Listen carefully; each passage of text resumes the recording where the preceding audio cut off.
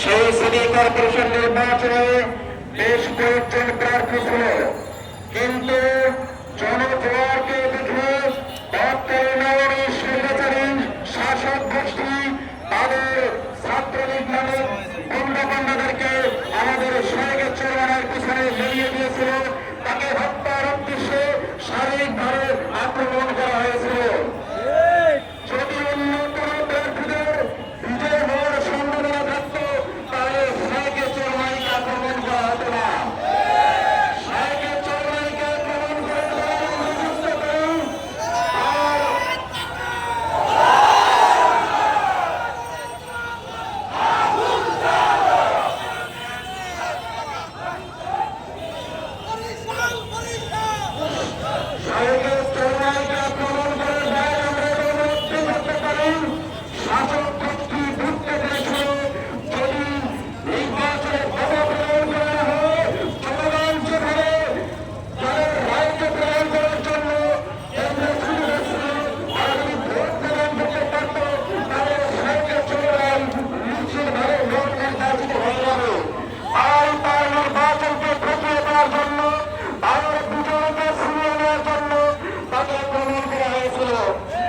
আমরা সরকারকে জানাতে চাই, বর্তমান যিনি সরকার প্রধান হয়েছেন, বর্তমান সরকারের উপদেষ্টা রয়েছেন, তারা বৈষম্য বিরোধী ছাত্র আন্দোলনের মাধ্যমে সরকারে এসেছেন।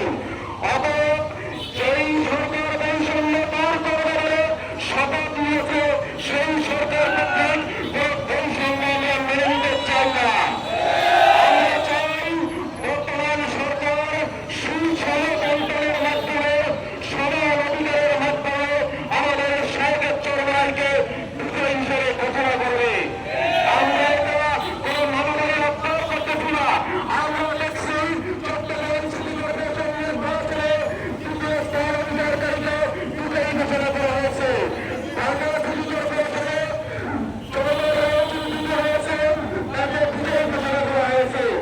যদি সেখানে এগুলো নির্বাচন হতো, তাহলে যারা বর্তমানে বিজয়ী হয়েছেন তারা এগুলো নির্বাচিত হতো। ঠিক তেমনিভাবে সিটি কর্পোরেশনে শহীদের চেয়ারম্যানকে সুপরিকল্পিতভাবে দ্বিতীয় স্থান দেওয়া হয়েছে। যদি শহীদের চেয়ারম্যান নির্বাচন ঘোষিত হতো, তাহলে তিনি অবশ্যই নির্বাচিত হতো।